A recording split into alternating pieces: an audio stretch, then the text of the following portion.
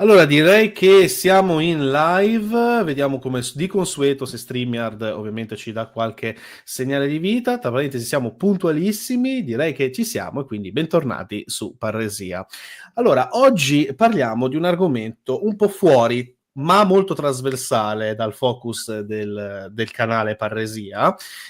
Tocca sia la storia moderna, ma in realtà è un argomento, come ho detto, trasversale perché veramente va dall'alba dei tempi fino all'età contemporanea ai giorni nostri. E questa live di fatto sarà basata principalmente su un testo che mi è stato gentilmente mandato dal qui presente ospite e per i tipi Newton Compton Editori,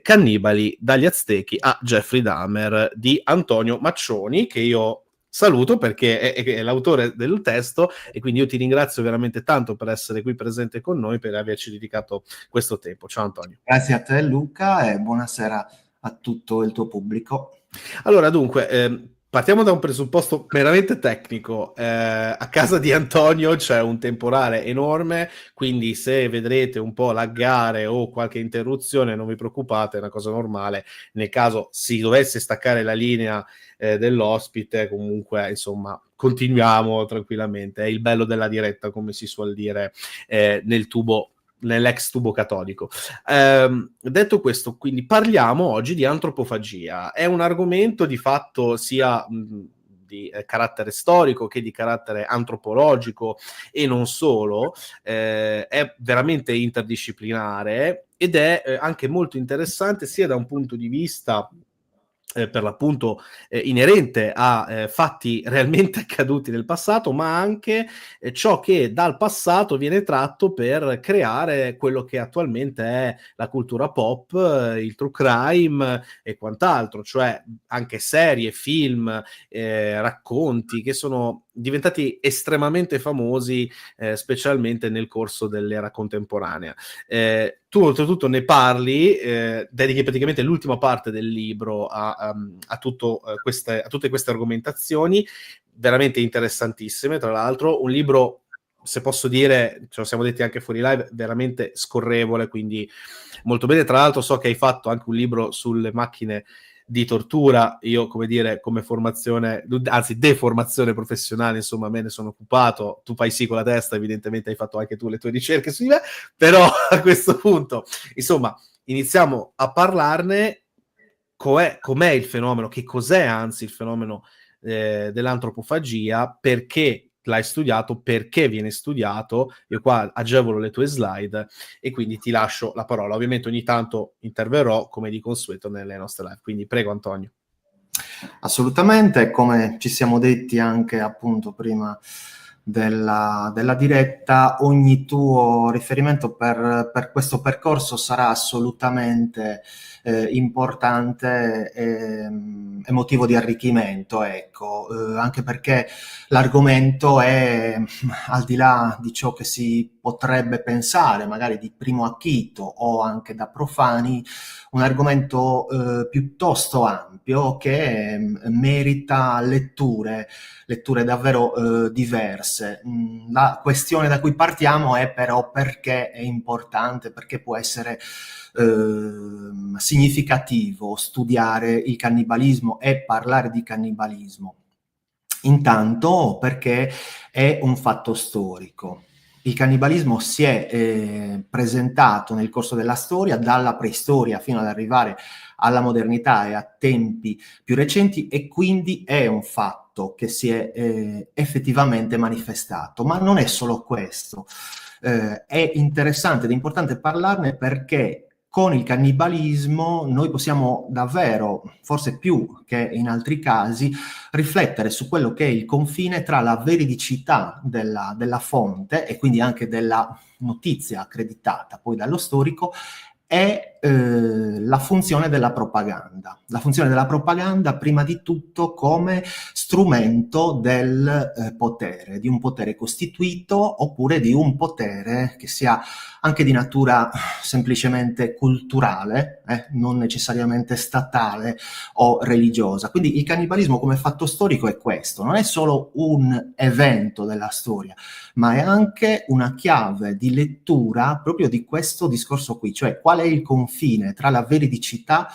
e la propaganda all'interno della storia. E badate bene, questo confine è piuttosto labile, è molto difficile in molti casi distinguere quale sia il confine e si ripete come questione nel corso del tempo, dalla preistoria fino a poi arrivare alla modernità, ne parleremo magari appunto di alcuni casi specifici, e fino ad arrivare ai giorni nostri. Ecco, quindi l'interessante è anche questo. Il cannibalismo è un fatto storico e poi è un fatto letterario ed è un fatto artistico. Non è slegato dalla questione storica, perché il cannibalismo ha una funzione, per così dire, narrativa, quindi entra in gioco nella storia, lo fa molto bene nella modernità, quando Cianca, il medico di Colombo, scrive in occasione proprio del secondo viaggio di Colombo alcuni resoconti in cui emerge proprio la descrizione di eventi cannibalici all'interno del contesto delle popolazioni indigene. È il valore narrativo, no, di uno strumento come questo, tra virgolette, no? È il valore narrativo del cannibalismo. Perciò, sia nella storia, sia nel momento in cui la narrazione sia materia dello storico, sia quando la narrazione è materia proprio della cultura anche più pop, no? Non solo della letteratura, ma anche di quella che noi maciniamo quotidianamente, dal true crime fino ad arrivare alle serie TV, anche alcune piuttosto blasonate. Quindi il fatto narrativo è molto forte quando si parla di cannibalismo. Io l'ho messo in evidenza, proprio lo vedete qua in questa slide, è il tema della sgangherabilità. Ora, Umberto Eco ne parlava in riferimento a Dylan Dog, no? Che tra l'altro è anche un elemento molto interessante da richiamare quando parliamo di cannibalismo in campo, ecco, letterario, per così dire, no? in campo culturale. E la sgangherabilità è appunto proprio la caratteristica tipica di Dylan Dog, nel caso appunto di riferimenti di Eco, di quei prodotti che possono essere smontati, che sono caratterizzati da elementi che si ripetono costantemente, possono essere smontati e poi ricombinati in infinite maniere e infinite volte. Questo succede, no, con il Dylan Dog, se pensiamo basterebbe citare alcuni dei personaggi o anche il semplice Giuda Ballerina o Groucho Passami la pistola, elementi di sgangherabilità di quel prodotto che si ricombinano. E questo elemento torna in maniera molto forte proprio nel cannibalismo, che ha proprio questa funzione davvero narrativa e permette di parlare appunto di molte questioni, riformulandole costantemente. Quindi i motivi per cui è possibile parlare di cannibalismo sono tanti e sono appunto numerosi. Un po' forse nella slide successiva, ecco, mettiamo qua in evidenza appunto come è stato trattato questo tema sia nel libro che poi tu hai mostrato e come è senz'altro necessario affrontarlo. Cioè la metodologia appunto non può che essere multidisciplinare, nel senso che ci si basa senz'altro su quelli che sono i riferimenti e le notizie che provengono dal campo archeologico per quanto riguarda la preistoria, con l'apporto dell'antropologia, e ci si serve però anche dell'elemento letterario in senso proprio stretto. Quindi è un argomento che nel caso del libro è stato affrontato in questa maniera, con una certa appunto multidisciplinarietà, però si presta a essere affrontato in questo modo. Faccio un'ultima premessa e poi entriamo magari un po' più nel vivo, e cioè dobbiamo anche chiarire che cosa significa effettivamente parlare di cannibalismo, cioè qual è l'accezione del termine, perché appunto il cannibalismo è una pratica che viene così definita a partire dalla modernità. Anticamente, appunto, nel mondo greco si preferiva parlare di antropofagia, perché l'antropofagia era il nutrirsi delle carni dell'essere umano da parte del mostro o da parte, evidentemente, della divinità, come nel caso del Saturno, su cui magari adesso ci soffermiamo anche un attimino, che divora i suoi figli. E appunto l'antropofagia del mondo greco è caratterizzata da una dinamica di questo tipo, il mostro o la divinità che si nutre dell'essere umano. Il cannibalismo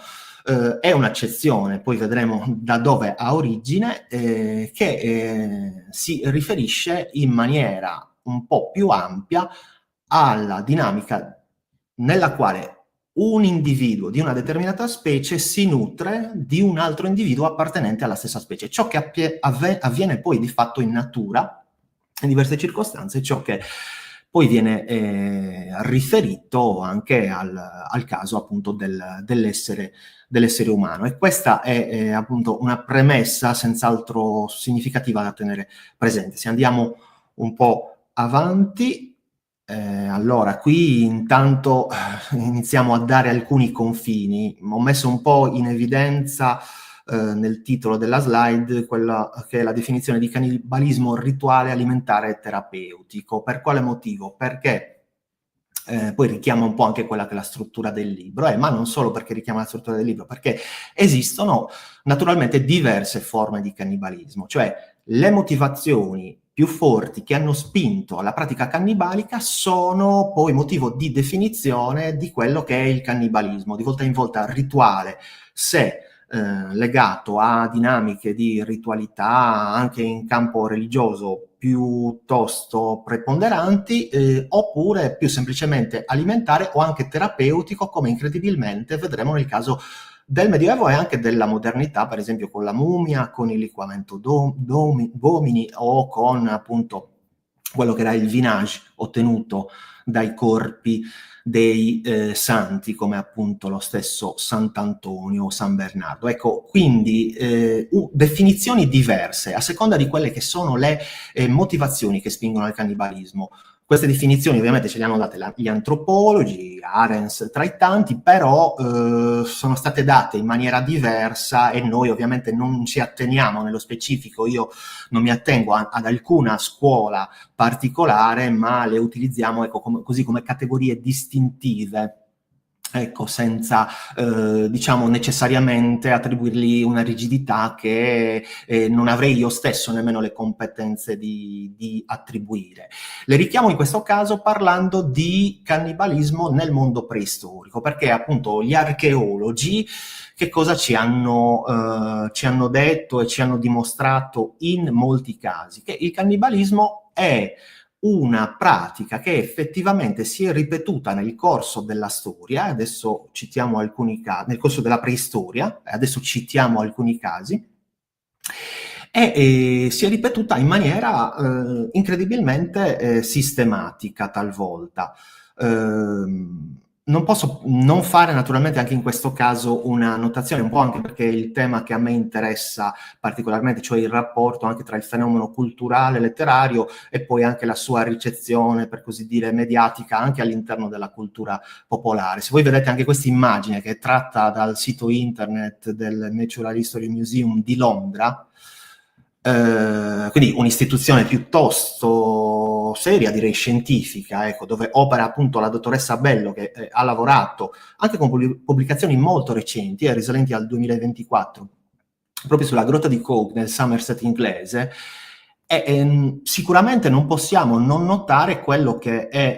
che l'impatto, direi, sensazionalistico proprio, no? Di questa immagine, che è l'immagine di un contesto che proviene da un contesto scientifico, però ecco, chiederci come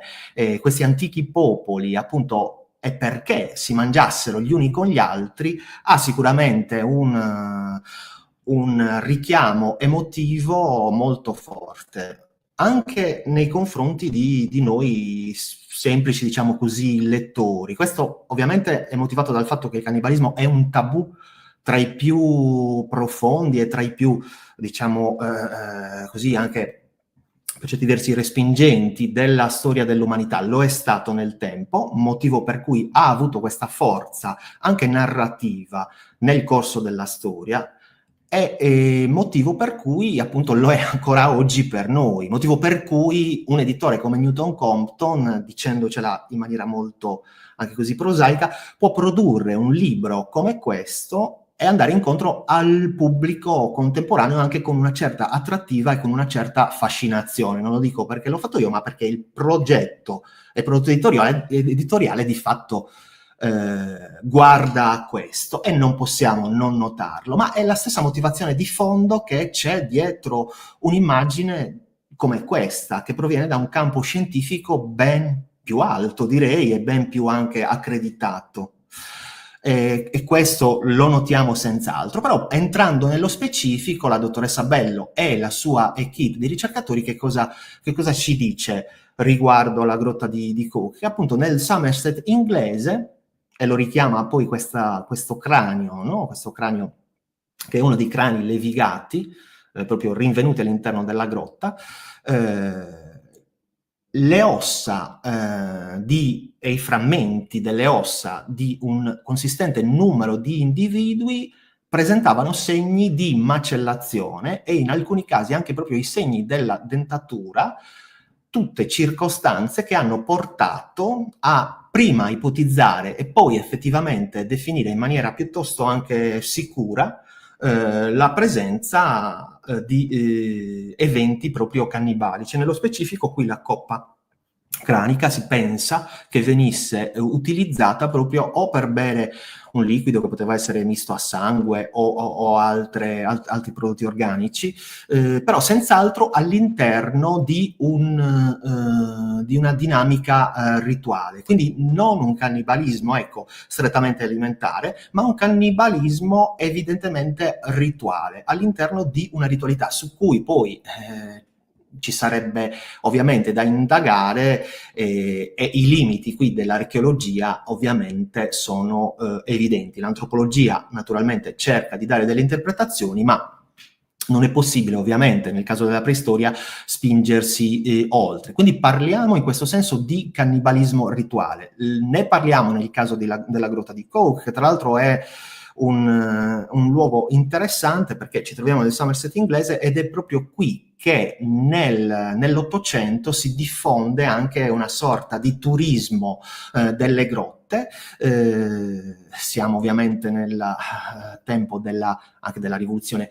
industriale, nel tempo cioè in cui non solo le miniere, non solo l'industria in senso stretto, ma anche l'industria turistica si sta sviluppando. Ed è interessante anche notare come, e torno qui anche ancora una volta sull'aspetto narrativo, ed è interessante notare come l'industria turistica sia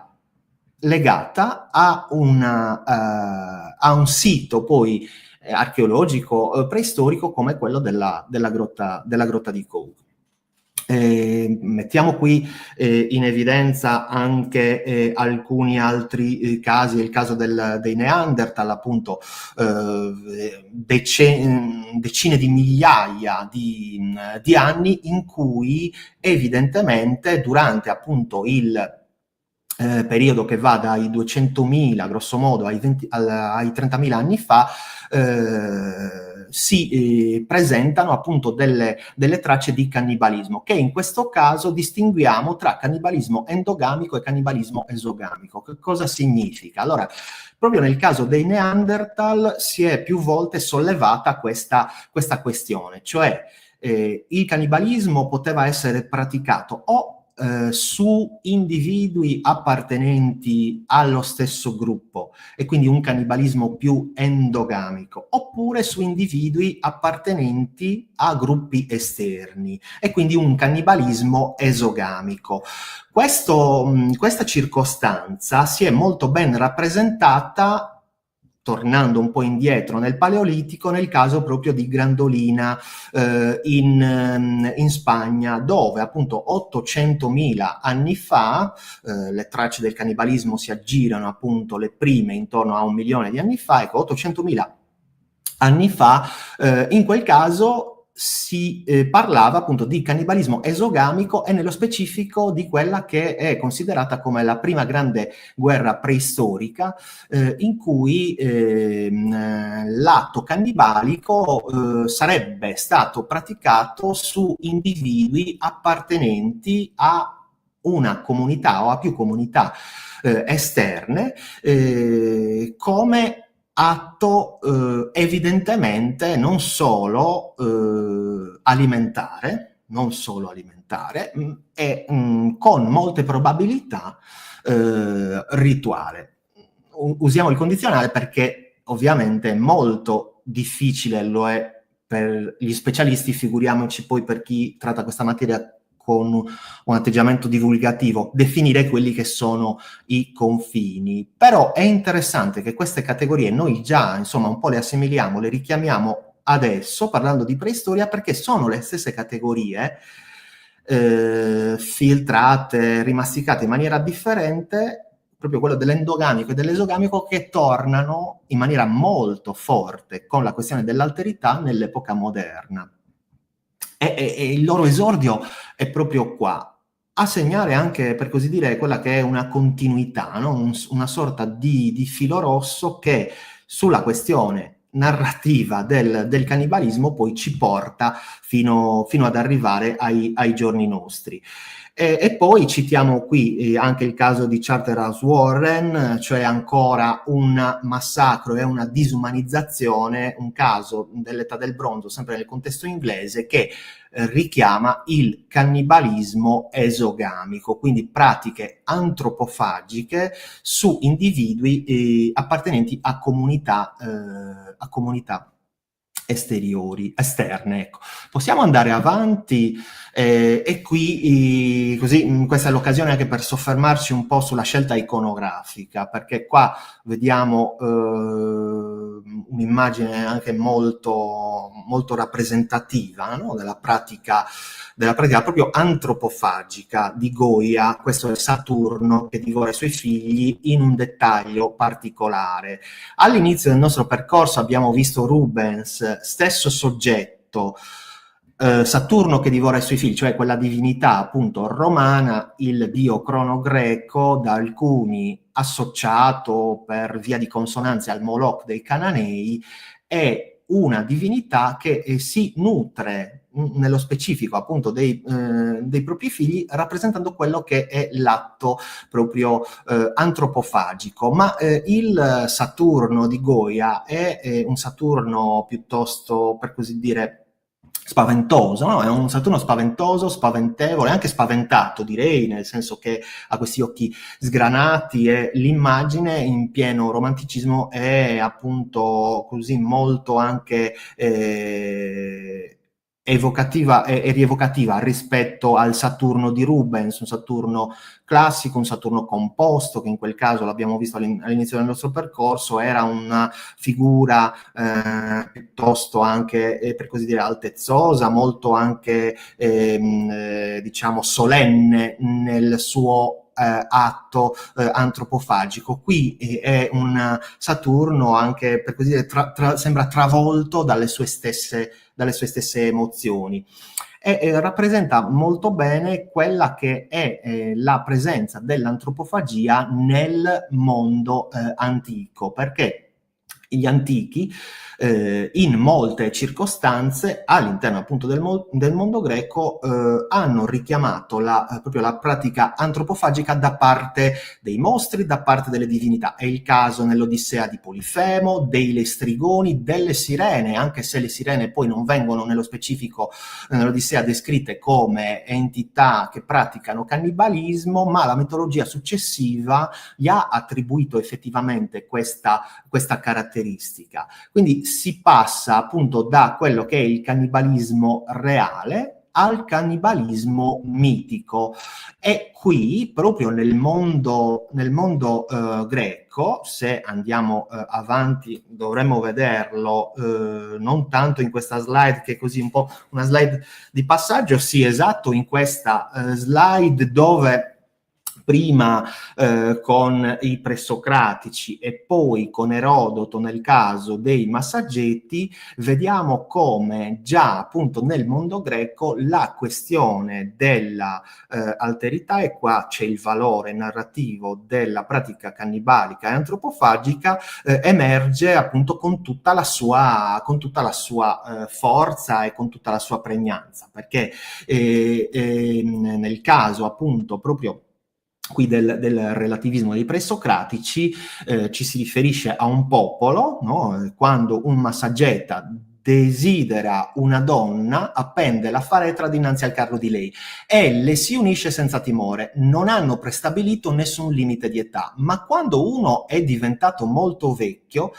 tutti i parenti riunitisi l'immolano e insieme con lui immolano degli animali, cuociono le carni e banchettano. Questa sorte è da loro ritenuta la più felice. E questa pratica è una pratica che, anche se descritta così, con questa placidità in questo caso, per naturalmente evidenziare quello che è l'apporto del relativismo, le sue conseguenze, però è una pratica che serve al mondo greco, e se andiamo avanti lo notiamo ancora meglio con Erodoto, serve al mondo greco per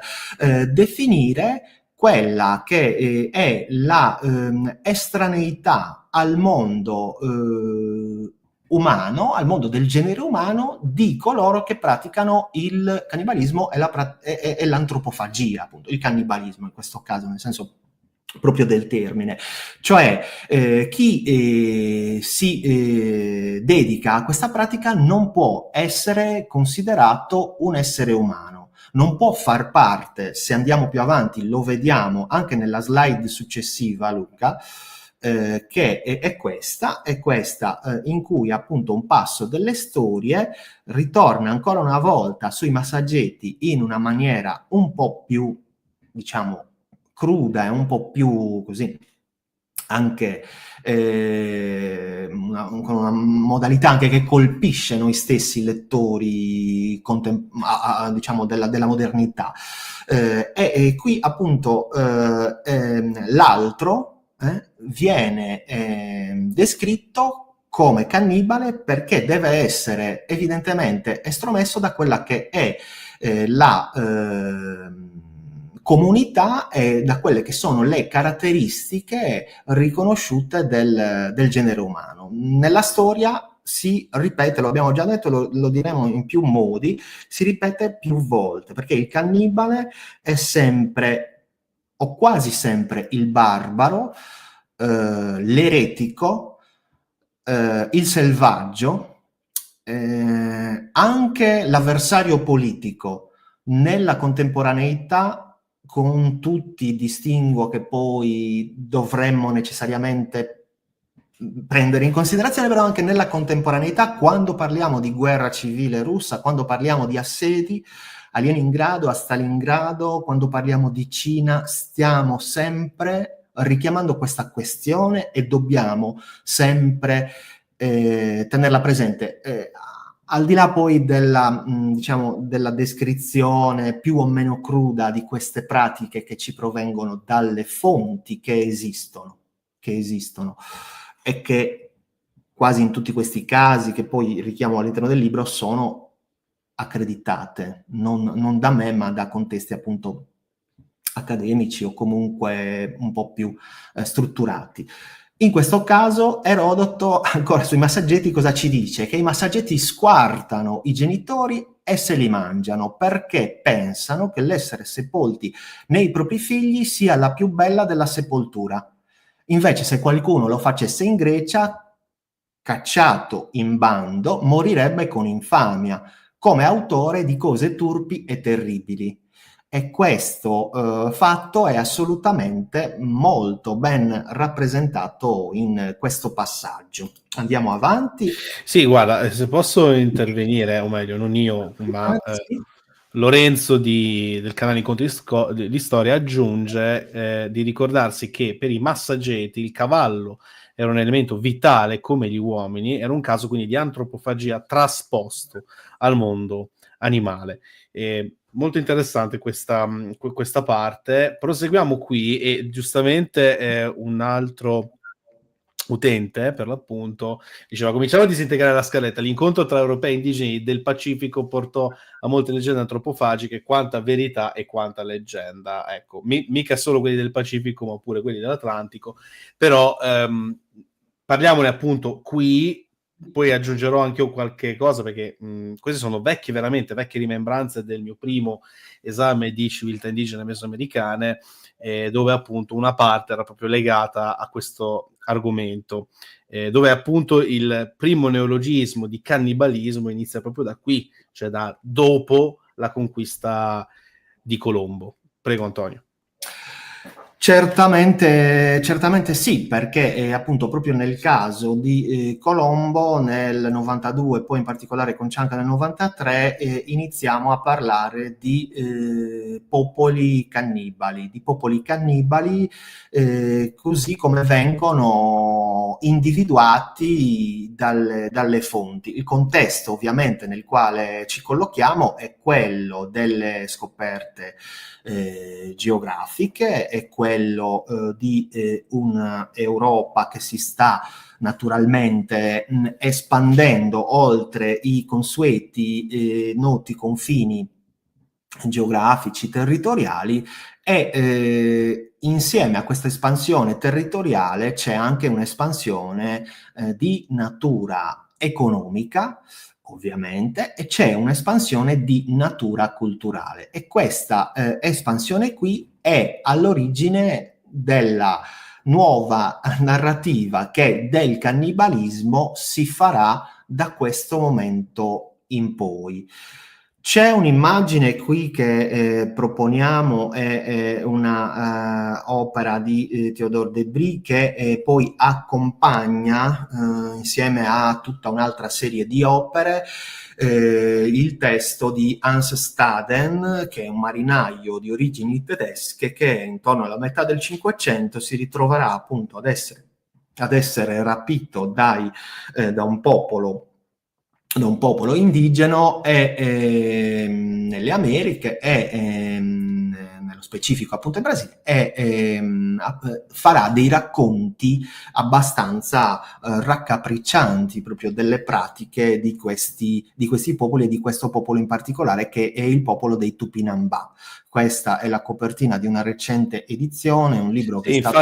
infatti stavo notando proprio il titolo, perché teoricamente il reale titolo dovrebbe essere Veridica storia e descrizione di un paese di selvaggi nudi e feroci cannibali situato nel Nuovo Mondo America del 1578. Per stomaci diversi dai nostri. Qui Res Geste ha ovviamente una proposta diversa, assolutamente, una proposta diversa. Tra l'altro un libro, in questo caso pubblicato da un editore che ha proprio anche questa funzione, Res Geste, del gruppo Mimesis, proprio di recuperare anche alcuni testi, come tu stesso citavi, magari classici, che sono fuori stampa o andati dispersi, e li rende appunto in questo modo nuovamente fruibili. Però è Hans Staden che ci fa questo racconto soprattutto in riferimento ai Tupinambá. Qui c'è una distinzione che mi pare interessante da mettere al centro dell'attenzione, e cioè, da una parte abbiamo gli Aztechi, cioè quel popolo nel Mesoamerica che appunto a partire poi dal XIII secolo sarebbe, secondo le fonti accreditate da antropologi anche di grande levatura, nel caso poi del piccolo percorso che faccio io, richiamiamo Marvin Harris, che prima ne dà una lettura, poi ne dà una molto più alimentare, per così dire, e poi ne dà una più politico-rituale.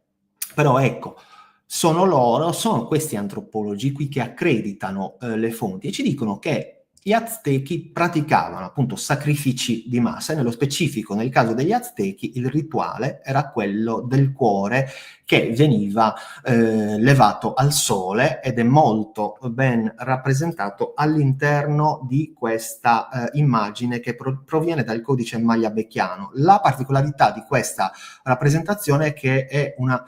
prodotto interno, cioè è stata realizzata nel contesto culturale a cui fa riferimento. Naturalmente non sappiamo fino a che punto, sotto la dettatura di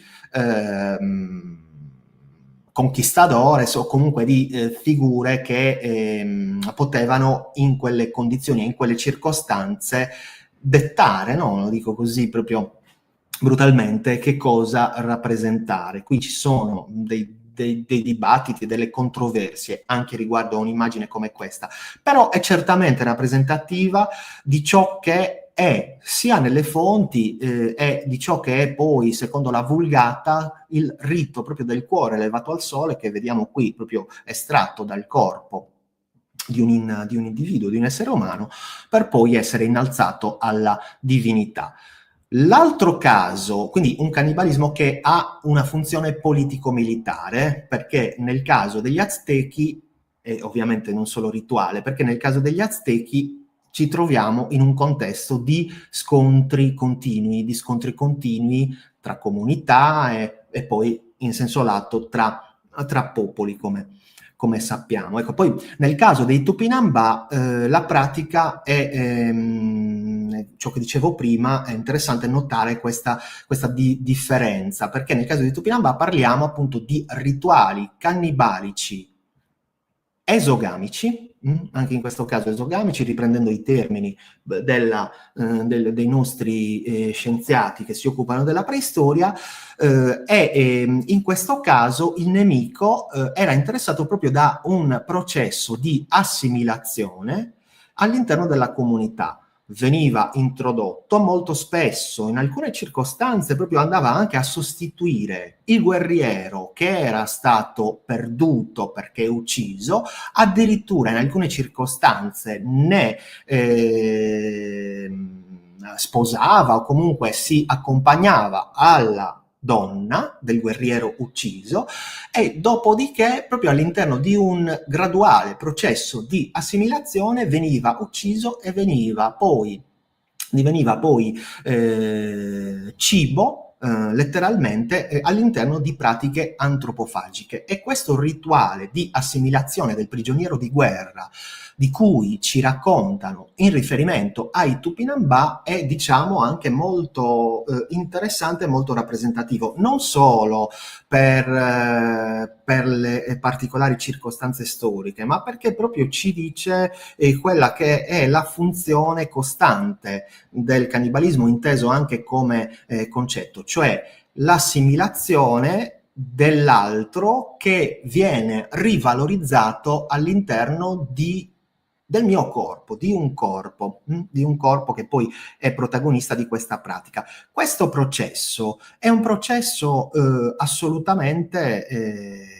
pregnante, che adesso, se il volo pindarico mi viene permesso, ritroviamo anche in letteratura. Ci sarà, lo dico così, ci sarà il prossimo anno, nel 2026, nella primavera, a Varsavia, in Polonia, un convegno sulla letteratura dei giovani cannibali, che prende proprio origine da una pubblicazione degli anni 80-90 di Einaudi, in cui erano presenti autori come Aldo Nove, come la Santa Croce, protagonisti di un fenomeno appunto proprio letterario che è quello dei giovani cannibali, che si radica in quegli anni lì. Ed è un fenomeno, al di là poi del caso specifico, che ritroviamo in maniera molto più ampia nella letteratura, cioè l'assimilare, il rivitalizzare nel proprio prodotto un testo, un elemento pop, culturale, del cinema, della TV in quel caso, o della cronaca, talvolta anche anticipandolo, è una pratica che in letteratura ritroviamo molto spesso. E questa accezione proprio del cannibalismo è assolutamente quella più significativa, che si presta davvero a riflessioni molto molto ampie, che vanno, come dicevamo un po' in apertura, ben al di là, diciamo, del fatto storico in sé. Torniamo un po' e poi ecco qui nella slide appunto su cui ci soffermavamo, mettevo anche in evidenza appunto Hans Staden, perché qui lo abbiamo detto, lo ripetiamo, c'è una visione europea dell'altro, c'è una visione europea dell'altro che ovviamente si radica prima di tutto in quella che è l'arrivo degli europei nel Mesoamerica, ma non solo. Se vai Esatto. un po'... Allora, io Prego. ti stoppo un attimo anche per farti un po' prendere fiato, perché su tutta questa parte appunto che menzionavi, adesso io proietto intanto questa slide di cui parleremo tra poco, però forse è giusto, proprio per il caso della conquista dell'America, vediamo in primis Todorov ovviamente con il suo libro, ma io consiglio anche la lettura di Arnold con l'occupazione del paesaggio, che si incentra molto sui rituali sacrificali, ovviamente posti in favore del dio dell'acqua Tlaloc, riconoscibile perché è come se avesse due cerchi intorno agli occhi che sembrano quasi degli occhiali, giusto per farvi capire. Nel caso voi andiate in Mesoamerica e vediate appunto dei bassorilievi a raffigurarlo, ecco che qua si sviluppa all'interno di queste comunità una sorta di ermeneutica di occupazione del paesaggio. Questa ermeneutica di occupazione del paesaggio ovviamente è inteso e si estrinseca specialmente come un rituale ovviamente performativo, un rituale performativo che in qualche modo promuove e edifica una esistenza significativa, una appropriata relazione, come dicevi te, con l'alterità del mondo, no? E ovviamente è inutile dire che questa ermeneutica indigena, scusate, come posso dire, è incentrata, per quanto riguarda l'occupazione del paesaggio, sull'idea di mutuo consumo, su un mutuo divorarsi tra paesaggio e colui che abita e occupa il paesaggio. Quindi ciò significa che io consumo i beni della natura e la natura consuma me. E me, umano, essere vivente. E ovviamente il rito sacrificale, ecco, è proprio visto come un trasformativo della vittima che si immola, come dicevi te, in cibo, che costituisce il paesaggio stesso. E già questa è una cosa, secondo me, interessantissima sotto il profilo antropologico. E inoltre mette anche, come si suol dire, quieti gli dei, quindi c'è sempre questo aspetto rituale nel mezzo, ok? Quando poi arriva Colombo, diciamo così, le descrizioni che arrivano praticamente sono molto interessanti, perché all'inizio parla, diciamo, in maniera forse un po' prototipica di buon selvaggio, poi subito dopo cambia e iniziano a venire fuori dei concetti, anzi dei preconcetti della modernità stessa, già assimilati da tempo, già dalla storia antica e dal mito, le Amazzoni, i cinocefali, che guarda caso, cioè praticamente sono uomini con testa di cane che divorano altri uomini e che guarda caso vengono fuori proprio qui. Cosa ovviamente impossibile, però sono descrizioni che vengono nuovamente riportate perché per porre un confine di alterità, come dicevi giustamente tu, Antonio, tra chi è civilizzato, tra virgolette, chi segue anche una fede, perché questo è un altro click che viene fatto, e chi invece no. E cosa succede? Che è da qui che poi i Caribi, da cui poi deriverà il nome Caraibi e quant'altro, o Cannibi, diventeranno e verranno posti come cannibali, no? La cosa secondo me estremamente interessante è che, come posso dire, l'antropofagia viene appunto posta sì come alterità e come anche giustificazione per il colonialismo spagnolo e non solo, cioè e anche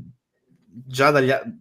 realtà dopo, dagli anni 40 del 500, specialmente per i gesuiti, per studiare sempre di più la cultura del determinato popolo che deve essere, diciamo, convertito alla religione cattolica, per favorirne la conversione, trasformarli quindi da cattivi selvaggi dediti al consumo della carne umana a buoni selvaggi. E quindi c'è questo processo che appunto giustifica la colonizzazione e quindi le guerre, l'eliminazione anche a volte stessa di queste persone, anche con un banale sternuto, detto come deve essere detto. Sì. Però quello che io ho notato e che mi sono anche segnato è che appunto ci sono altre descrizioni, ne voglio leggere qualcuna. Questo è ad esempio è Thomas Ortiz, che viene citato in Pietro Martire del 1502.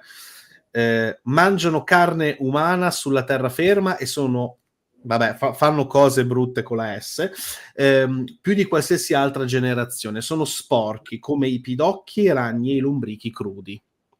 E poi ancora, qua andiamo con López de Gomara, e parlo ovviamente della conquista del Messico, in questo caso dice: che fama, che lode sarà di Cortés, levò gli idoli, predicò, vietò i sacrifici e l'inghiottimento di uomini. Ora non ce n'è sacrificio né consumo di uomini, cosa per la quale gli indigeni devono molto agli spagnoli che li conquistarono. Quindi notate come appunto diventa ormai non solo una motivazione, ma si trasforma anche questa, piano piano, questa definizione del cannibalismo non più come io che mangio un'altra persona, ma che non sono d'accordo o ribelle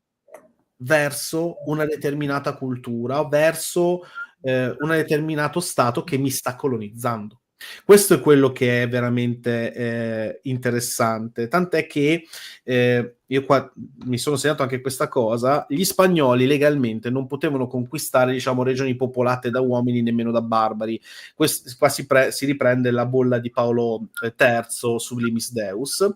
E quindi cosa succede? Che il cannibale venne ridefinito nella sua nuova veste, appunto, di nemico dal quale liberare i buoni selvaggi. Quindi cambia ulteriormente questa definizione, sempre di più, sempre di più, sempre di più. E secondo me questa cosa è anche molto interessante, a corollario un po' di quello che stavi dicendo tu, Antonio, e anche in aggiunta, se posso dire. Prego. Certamente sì. Tra l'altro poi queste pratiche cannibaliche che vengono individuate nelle fonti che citavi, poi paradossalmente diventano l'accusa e quindi il pretesto per un cannibalismo culturale, che è ciò che gli europei di fatto in quelle circostanze si ritrovavano a praticare, cioè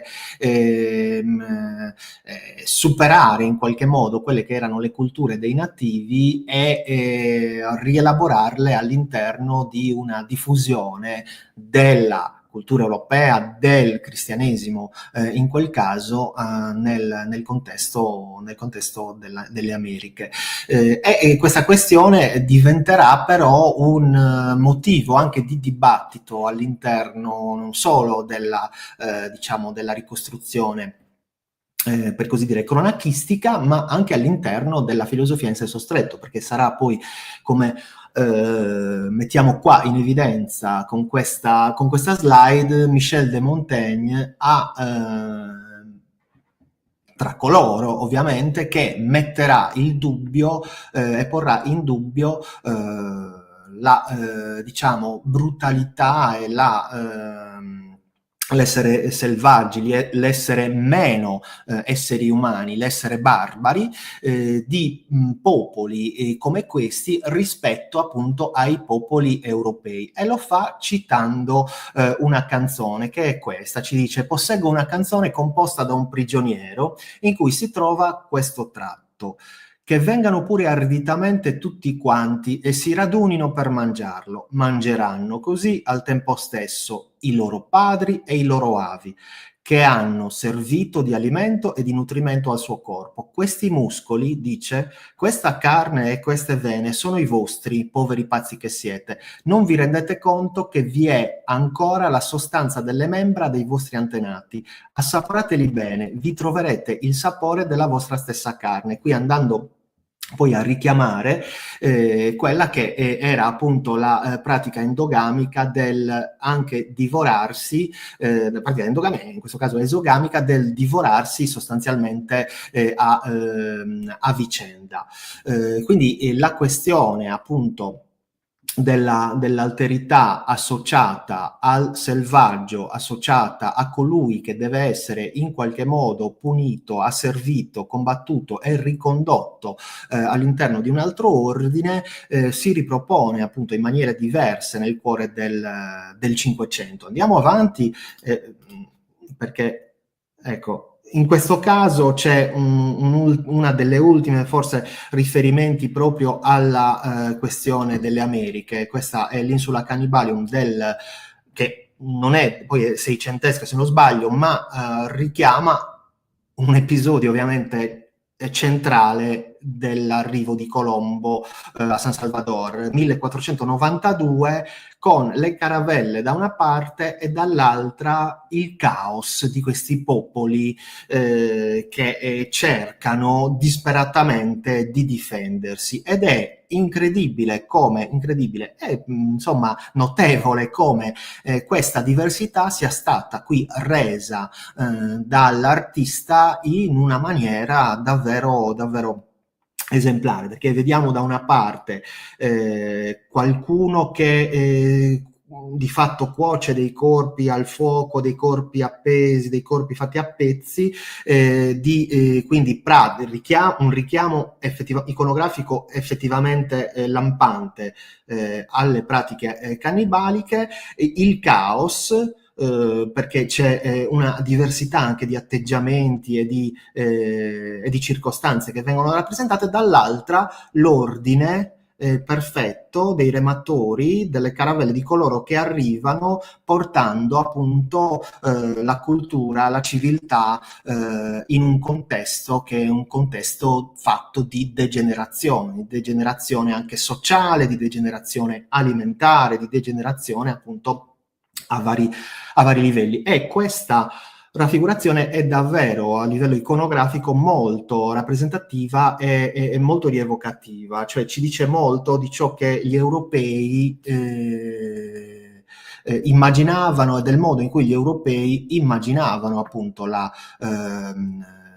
società dei popoli del Mesoamerica. E qua c'è tutto il significato della propaganda, cioè il cannibalismo che non è più, al di là della sua veridicità, però non è più solo un fatto storico, ma è un fatto narrativo che è funzionale alla propaganda di chi deve portare avanti una sua particolare visione del mondo. Possiamo andare avanti su questo? Allora, io se posso un attimo interromperti e poi andiamo avanti perché passiamo al prossimo troncone.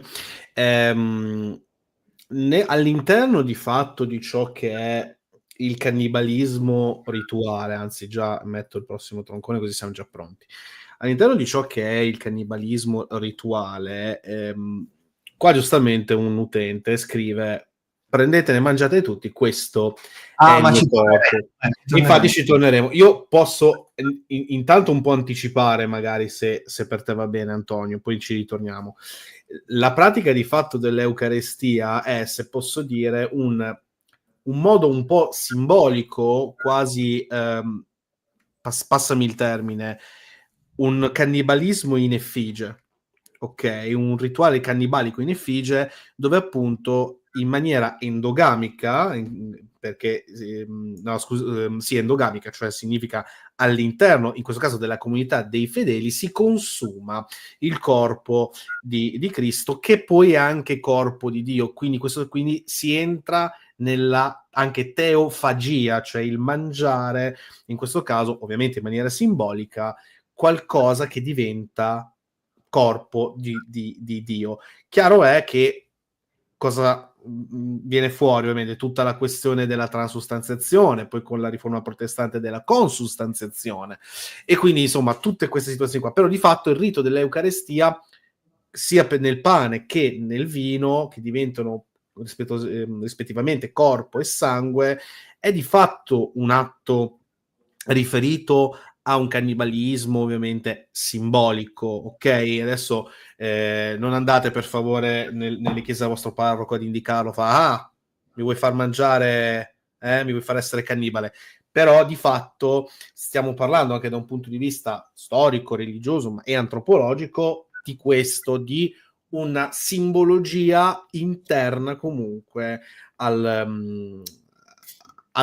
religione cristiana in questo caso. Sì, sì, questo è proprio un argomento che il nostro appunto ascoltatore sollevava con diciamo apparente semplicità. In realtà è un argomento molto importante, centrale, davvero, come dicevi anche tu, all'interno del discorso sul cannibalismo. Ce ne parla proprio in riferimento all'Eucaristia Kierkegaard, no? Cioè la sospensione diciamo, dell'attenzione alla realtà dell'atto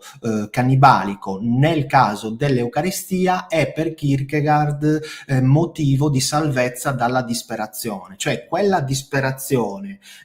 come nella malattia mortale che caratterizza chi divora se stesso, che si trova poi in una sorta di autocannibalismo, di autodivorazione, può essere superata solo con il salto, che è il salto della fede, ed è quello di chi, proprio nella teofagia che tu citavi, accetta nel salto della fede di nutrirsi del corpo di Cristo, ed è appunto incorporare in questo caso la divinità, benché poi in Kierkegaard il discorso non sia prettamente orientato a una riflessione sul cannibalismo, ma tecnicamente il discorso è proprio questo, ed è del resto in riferimento all'Eucaristia proprio in Totem e Tabù Freud, che qui richiamiamo appunto, che riferisce, che analizza in riferimento alla trasposizione sul piano sociale del complesso edipico ciò che avviene nelle comunità originarie in cui si procede all'assassinio del padre, che è l'unico che ha accesso alle femmine e a una femmina naturalmente in particolare, e poi diventa rappresentativo fino a condurre al cosiddetto totem. E questa lettura che dà Freud in riferimento alla comunità originaria è fondante anche di una certa interpretazione proprio dell'Eucaristia, quindi è un discorso assolutamente pregnante e molto molto interessante al riguardo, che è appunto quello del consumo del padre, nel caso di Freud, del consumo del padre. Qui poi in questa slide richiamiamo anche questo argomento, ma lo facciamo all'interno di un contenitore un po' più ampio, che è quello del cannibalismo terapeutico, cioè quello del nutrirsi della carne dell'altro per acquisire. È terapeutica l'Eucaristia in senso molto lato, no? Cioè quello di acquisire le carni dell'altro per acquisirne anche la forza, acquisirne il potere, oppure per più prosaicamente essere curati da un determinato male. E questo nella storia si è rappresentato molto, diciamo, anche quotidianamente in più circostanze. È notoria, per esempio, più che diceria, la notizia, no? Secondo cui Francesco I, re di Francia, fosse uno di coloro che andavano in giro proprio con un piccolo contenitore di mummia da utilizzare all'occorrenza in caso di contusioni. Che cos'era la mummia? La mummia era un prodotto originariamente ottenuto dai liquamenti che provenivano dai prodotti utilizzati nella composizione della mummia egizia,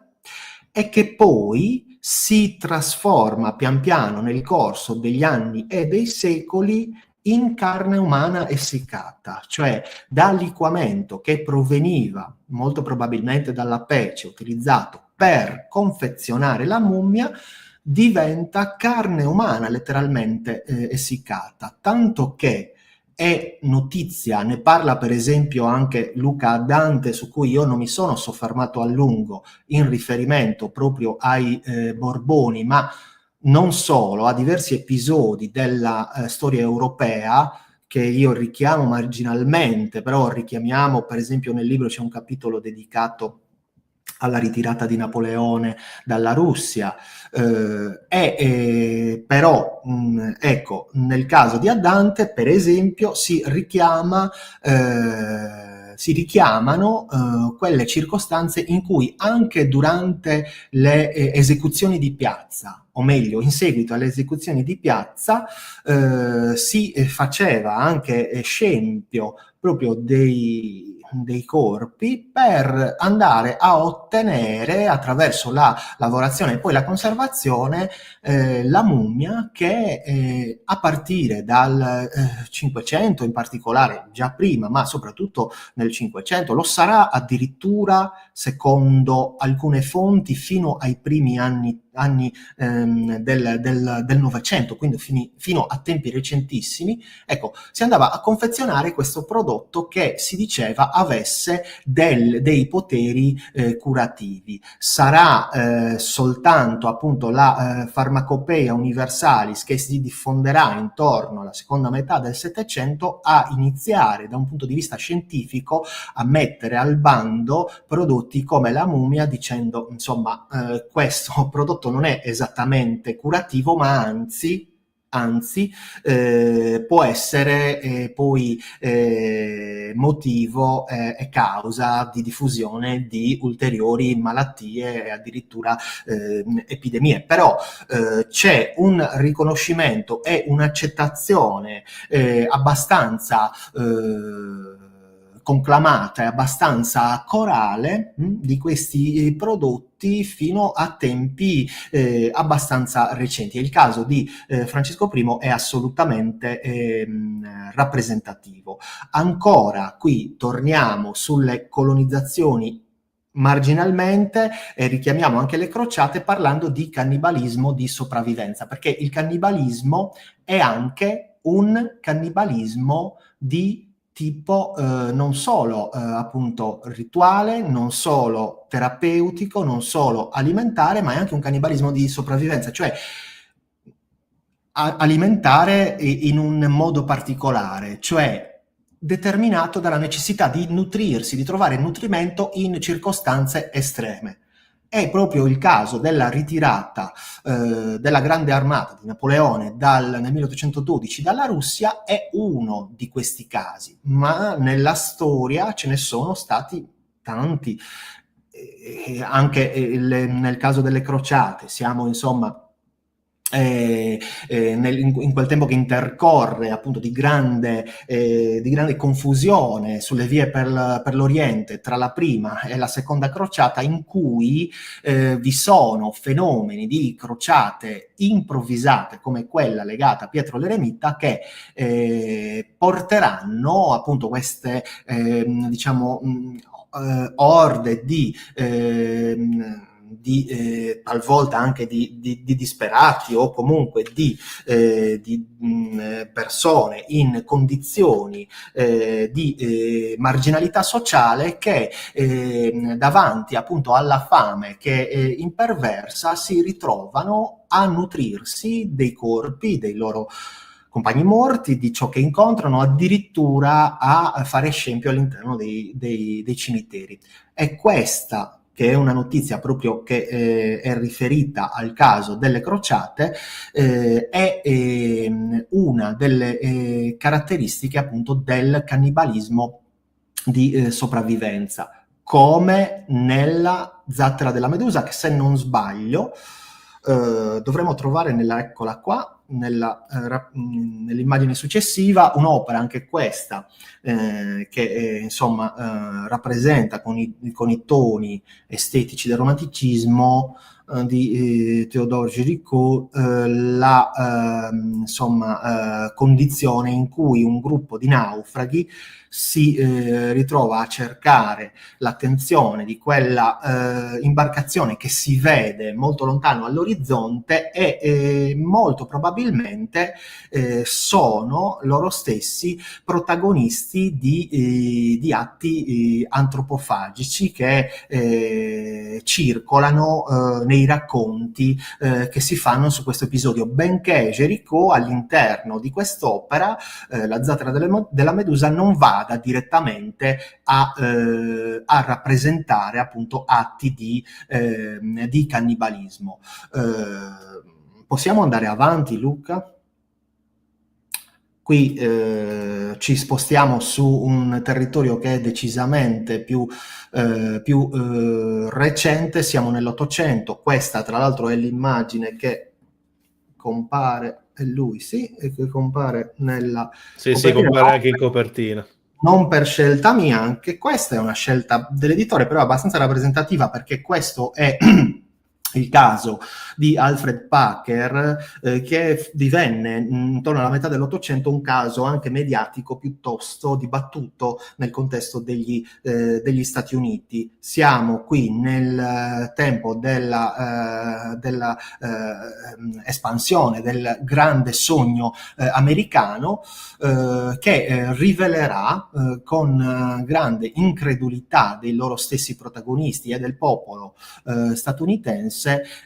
quelli che erano i limiti della loro stessa società. Una società che andava alla ricerca del progresso, andava alla ricerca della ricchezza, il miraggio era quello dell'oro, e talvolta in maniera inaspettata e sconvolgente tornava a casa con tutt'altro che ricchezze o appunto progresso. Questa rappresentazione avrà appunto un impatto, rappresentazioni come questa avranno un impatto mediatico molto forte e molto significativo. Andiamo avanti.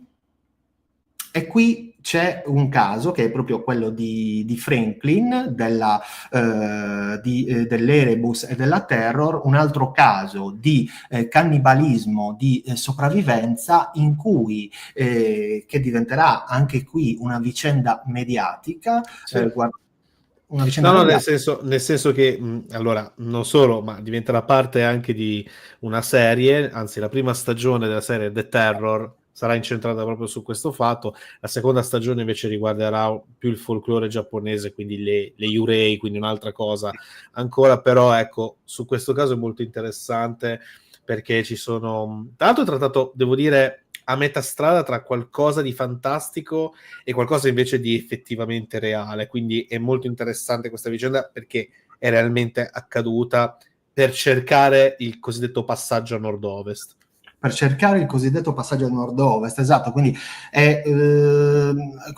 una vicenda anche che ci permette proprio di richiamare quello che è il rapporto molto forte, soprattutto a partire da episodi come questi di cannibalismo di sopravvivenza, tra la storia e il fatto storico e poi la sua rappresentazione narrativa, soprattutto all'interno di un particolare prodotto che è quello delle serie TV, cioè episodi come questo o come quelli del cannibalismo criminale, su cui più avanti torneremo, diventano appunto materia narrativa molto forte all'interno del sistema mediatico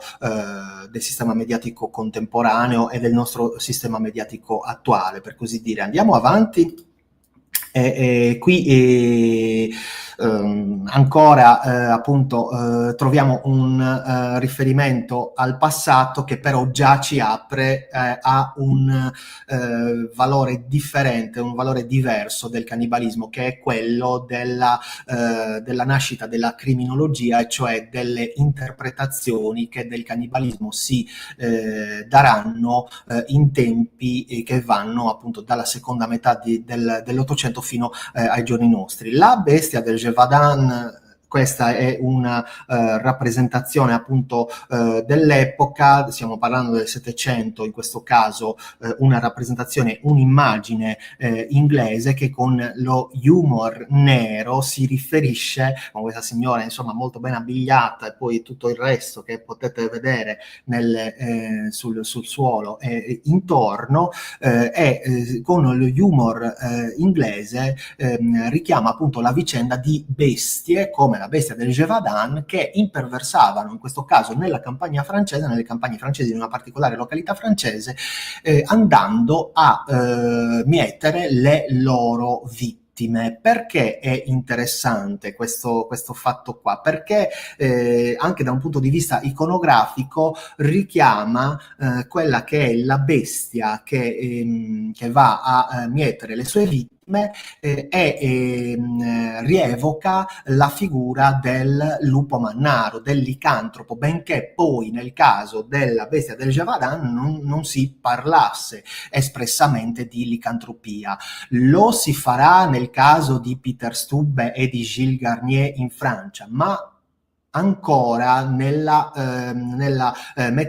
seconda metà del Cinquecento, ma il richiamo è quello, cioè lo humor nero degli inglesi è anche quello in questo caso, cioè un riferimento a quella che era la pratica del lupo mannaro individuato nelle campagne francesi in più circostanze, come nel caso di Stubbe e di Garnier, nella seconda metà del Cinquecento. Lì ovviamente eravamo in un contesto anche di caccia alle streghe, cioè di ricerca appunto del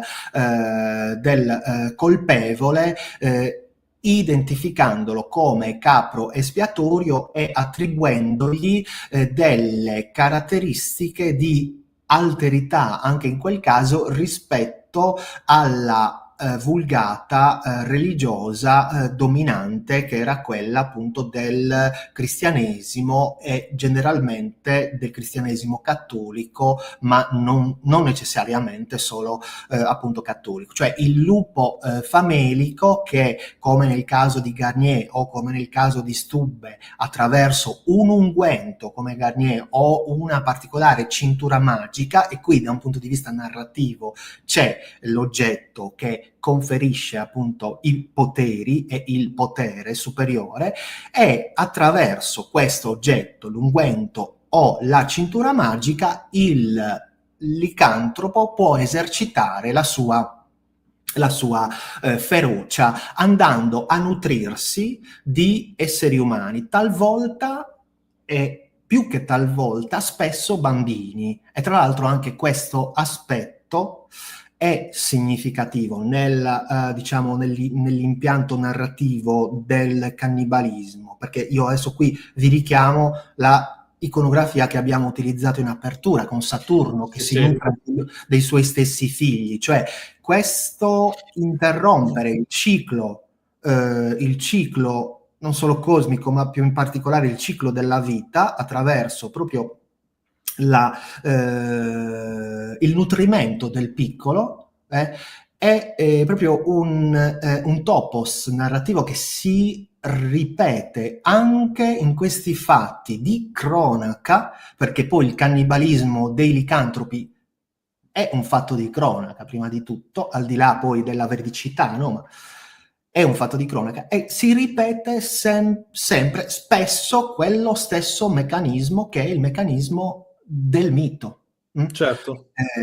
E torna. No, vorrei aggiungere anche su questa cosa che hai detto, proprio topos letterario, perché poi spesso anche viene ripreso proprio per propaganda e per distacco, per diciamo indicare chi è il, tra virgolette, capro espiatorio, il nemico, no? L'altero, cioè colui che è diverso. Mi viene in mente per esempio tutta la questione di San Simonino e tutto ciò che ne derivò. Invece per quanto riguarda invece la bestia del Gévaudan, torniamo alla questione della cultura pop, ne è stato fatto tantissimi, ma un film che io personalmente ho anche abbastanza apprezzato, un film francese se non ricordo male, è Il patto dei lupi, con anche un Vincent Cassel. Tra parentesi, e persino, vabbè, Monica Bellucci. A prescindere da questo, però, ecco, qua si torna su non tanto la questione della bestia quanto della bestialità dell'atto, e quindi forse è questo quello che è anche giusto sottolineare. Inoltre, ma lo vedremo tra poco, sempre Lorenzo chiede: si è già parlato di Sony Bini? Non ancora, però se ne parlerà magari. Sì, sì, perché se ne parlerà, magari ci torniamo tra un po', però anche nel caso di Sony Bean è proprio il rapporto tra le vicende e la narrazione del cannibalismo e proprio la cultura pop, perché avrà una particolare declinazione anche in quel caso. Però mi è piaciuto, insomma, che tu abbia citato proprio il caso di San Simonino, perché è anche questa appunto questione delle accuse del sangue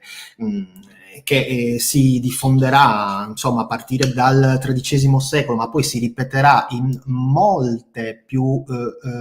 occasioni anche nei secoli successivi, è assolutamente pregnante, perché in quel caso il cannibale è ovviamente nella specifica forma di vampirismo c'è un aspetto cannibalico, e in quel caso il cannibale è l'ebreo, nello specifico l'eretico rispetto al cattolicesimo che appunto accusava gli ebrei di avere insomma Sì, no, aggiungo anche questo, più che nel vampirismo della parte più terapeutica, no? L'utilizzazione del sangue dei pargoli per determinati unguenti, determinati prodotti sì. a scopo terapeutico, ma questo è ovviamente quello che Levac, specialmente per le streghe, ma qua possiamo considerarlo uguale, chiama il concetto cumulativo, che di fatto, diciamo, creava questo stereotipo nei confronti della alterità, in questo caso gli ebrei. E la cosa interessante è che poi, studiando un pochino la cultura ebraica e la religione, diciamo che mai avevano questa cultura del sangue, specialmente nella macellazione anche, anzi si evitava completamente spargimento di sangue, oltre che insomma si evitava anche l'assassinio verso altri. Però la cosa interessante è che poi anni dopo la Chiesa stessa fu colei che diciamo impedì la proliferazione di questa tipologia di concetto cumulativo, proprio perché ormai avevano capito che non era una cosa diciamo fattibile. Simonino invece in sé poi divenne santo e canonizzato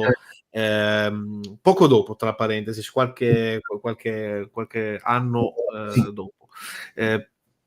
Io ho fatto il dottorato all'Università di Trento, quindi direi che questa cosa certo. La so abbastanza. Sì, lo so, però insomma è assolutamente caratterizzante, ecco, quell'evento lì e in generale gli eventi proprio legati all'accusa del sangue, sì. E va ben oltre ovviamente la questione del vampirismo, ecco, che io citavo solo nella misura in cui il riferimento è al sangue e non alle carni, e c'è appunto questo diciamo salto qua, però è inquadrato comunque all'interno di fenomeni ecco cannibalici. Andiamo avanti. Perché ecco così facciamo questo salto e ci portiamo sul cannibalismo criminale moderno, perché il licantropo, come è quello appunto richiamato e rievocato dalla bestia di Gévaudan, che non è nello specifico licantropo, però che abbiamo richiamato in questo modo, fa un salto nel passaggio attraverso l'Ottocento. Citiamo l'uomo criminale, in questo caso di Cesare Lombroso, perché il cannibalismo non è più letto letto come elemento di bestialità e quindi rielaborato all'interno di categorie magico-religiose, ma è un elemento che viene letto attraverso categorie scientifiche di quella che diventa pian piano psicopatologia. Quindi il cannibale moderno e il cannibale criminale ha queste caratteristiche qui, a partire da Vincenzo Verzeni, per esempio, che è oggetto di alcune pagine proprio di analisi proprio di Lombroso, fino ad arrivare appunto ai cannibali serial killer del nostro true crime. In questo caso ovviamente siamo sempre in stretto rapporto con quella che è la rappresentazione della nostra cultura pop, che appunto in questo caso richiamiamo anche con la rievocazione di Sonny Bean, che è quella figura appunto leggendaria di scozzese che insieme alla sua famiglia praticò atti di cannibalismo per molti anni, addirittura per 25 anni, fino poi a diventare una sorta di eroe, anch'esso cannibalizzato, perché rimasticato all'interno di molte opere letterarie, all'interno di addirittura videogiochi, e io nello specifico mi soffermo nel libro su un albo di Samuel Stern, che è, per chi non lo conoscesse, è diciamo appunto una saga a fumetti che racconta le vicende di un indagatore che per certi versi poi è molto legato al mondo libresco e rievoca alcune caratteristiche di Landog. Non me ne vogliano ovviamente i puristi del genere in questo caso, però c'è un albo proprio di Samuel Stern, che è Il corpo e il sangue, che rievoca, se non sbaglio, nelle pagine proprio di apertura le vicende dei protagonisti, appunto, tra cui poi sarà coinvolto lo stesso Samuel Stern, che indagano su appunto una setta che si rifà alle pratiche di Sonny Bean. Quindi personaggi della cultura popolare, come in questo caso una figura leggendaria, che vengono rimasticati e cannibalizzati dalla cultura pop, e serial killer moderni riletti attraverso le categorie della psicologia, della psicopatologia e della criminologia anche moderna, che vengono anch'essi cannibalizzati all'interno di questo processo. Vorrei dire una cosa al riguardo. Qui citiamo alcuni personaggi: Albert Fish, Fritz Hartmann, Jeffrey Dahmer, su cui poi vediamo anche delle immagini abbastanza rappresentative tra poco, Arthur Shawcross, cioè avremmo potuto citare molti altri casi di serial killer che praticarono il cannibalismo. C'è da una parte da notare questo, che il cannibalismo moderno dei serial killer si riferisce a un'individualità. Se in passato, anche all'interno di tutto questo nostro discorso, il cannibalismo era una pratica inserita all'interno di una dinamica comunitaria e di rapporto tra comunità, tra visioni del mondo, tra equilibri, diciamo, di potere, nel caso dei serial killer è un cannibalismo che sembrerebbe essere una caratteristica individuale. Siamo nell'età poi dell'individuo, siamo in un tempo decisamente appunto differente rispetto al passato. Detto questo, però, mi viene anche da fare questa considerazione, che poi nello specifico non emerge nel libro, però poi anche ragionando, diciamo, in seconda battuta rispetto a quelle che sono le vicende presentate, c'è anche da dire che molti di questi casi, come appunto quelli di Fritz Hartmann di di Denk, per esempio, e di diversi altri, potrebbero essere associate tra loro perché rappresentative di un'epoca storica. In questo caso, nel caso di Harman, è la Repubblica di Weimar, senz'altro, cioè un'epoca di particolare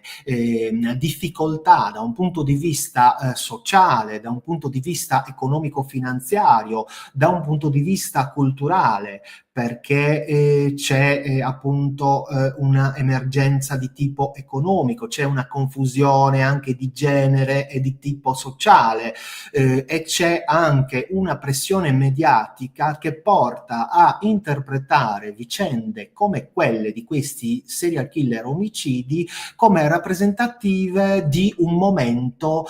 particolarmente difficile per la storia di Weimar, per la storia della Germania. Anche perché appunto di fatto sono anche in questo caso i media poi in parte a costruire l'immaginario, no? che sta attorno a figure come queste e che poi ha portato nel corso del tempo a farle interpretare in una certa maniera. Però qui vorrei dire appunto questo, che al di là della loro apparente individualità, come se fossero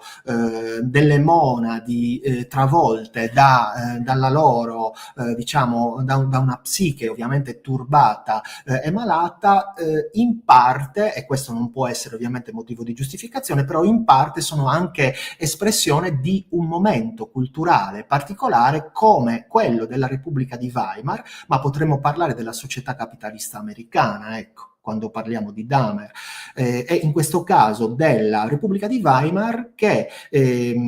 partecipa anche a quella che è la creazione in maniera diretta, perché influenza la loro vicenda personale, e in maniera indiretta, perché ne influenza la rappresentazione mediatica, e partecipa appunto alla costruzione della figura, di queste figure qua, che vivono ovviamente il loro tempo. Ecco, questo, quindi si passa, lo mettiamo in evidenza, alla psicopatologia dei disturbi mentali, e si passa dalla superstizione all'analisi scientifica. E forse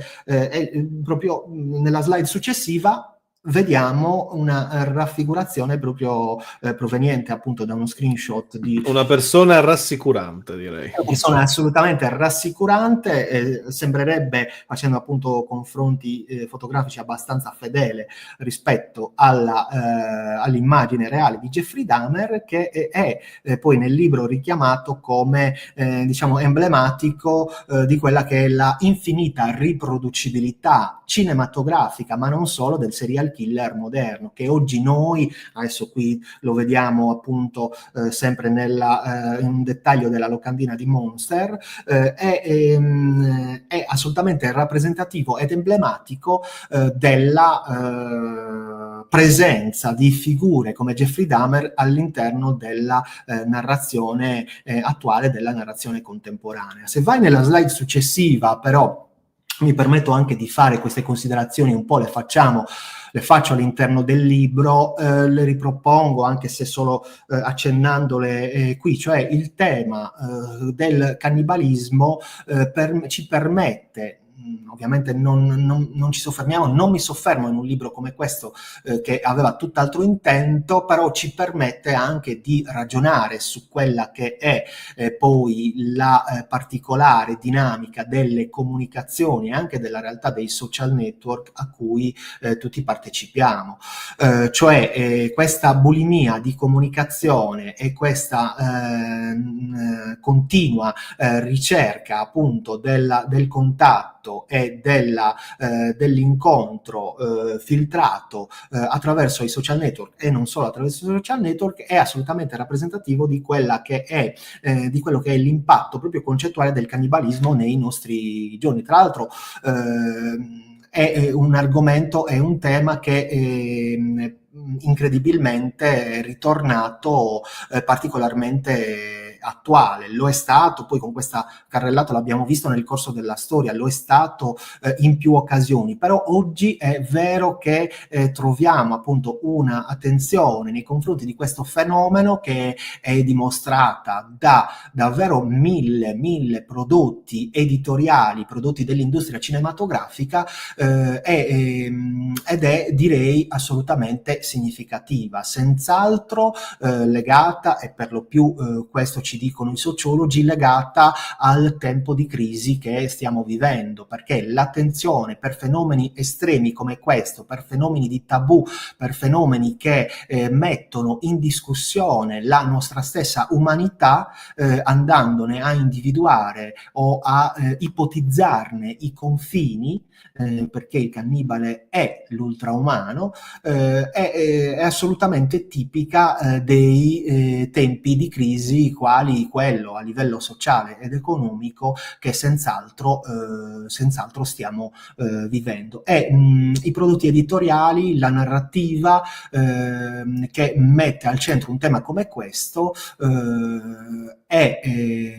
subisce l'influenza del tempo, per certi versi lo fa già da un po' e per certi versi ha anticipato anche questi tempi, ma non mi riferisco solo al tema del cannibalismo, mi riferisco in generale anche a temi come per esempio il tema del cattivo, no?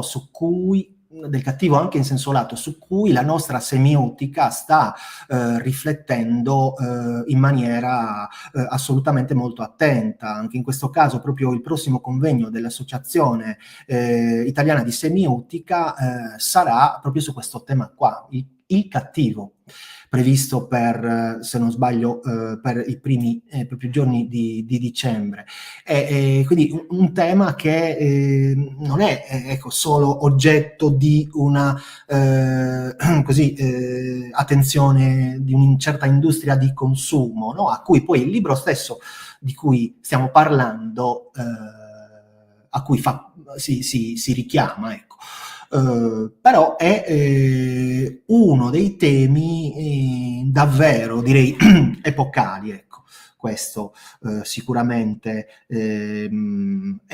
lo dobbiamo notare, lo dobbiamo mettere in evidenza. E qui in quest'ultima slide richiamiamo nello specifico un libro, che è un libro molto bello di una scrittrice sudamericana, Agustina Basterrica. Questa è l'edizione originale, poi l'edizione italiana pubblicata da un piccolo editore che comunque gli ha dato un grande, è riuscito a dargli un grande risalto, una grande attenzione, direi nel mondo anglosassone più che in Italia, però nel caso dell'Italia gli ha dato dignitosa attenzione, che è Cadavere squisito, in cui appunto ci si ritrova in una realtà distopica